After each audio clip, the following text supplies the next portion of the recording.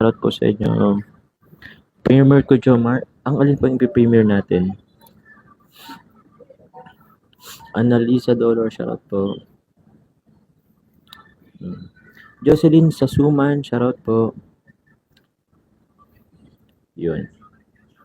Luisa Ebserna, shoutout po. Me always support love team from Arceli Velarde. Thank you po.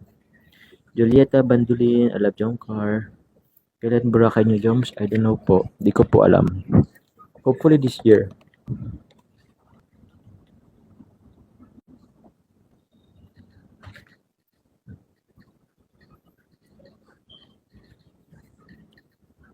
Pag nag-marathon kami, no skip ads yan kasi naka-playlist naman. Ay, thank you naman po. Sige po, i-playlist nyo po. Kahit iwan nyo na lang po. Minsan po, kahit baduy akong panoorin, iwan nyo na lang po mga kalinga.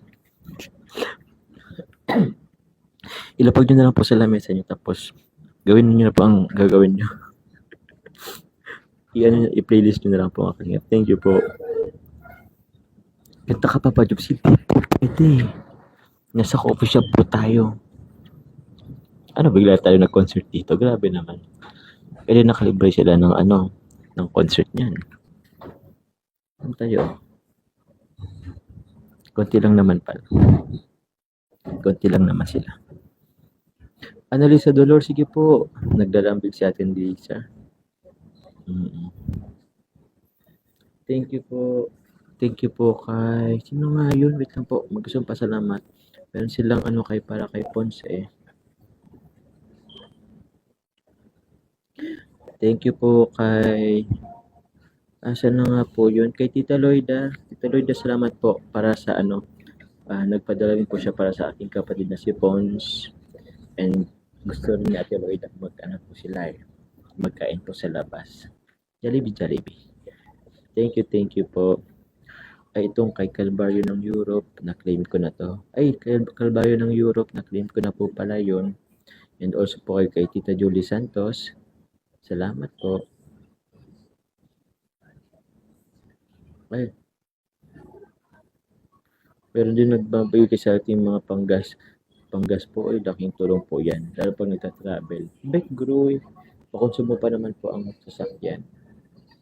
Kaya salamat po, makonsumo sa gas. Shout out Jomcar Dragon. Shout out po Dragon Ladies, Jomcar Dragon Ladies, mga titas of Jomar.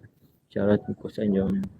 Jomcar Fans for Life, Jomcar Solid Supporters, Team Bells aka Coffee, Team Jomcar Community, Team Jomcar 18 of course, sa mga taga Team Canada, Europe, UK, Middle East, Hong Kong, Singapore, Philippines, Taiwan, shoutout po sa inyo.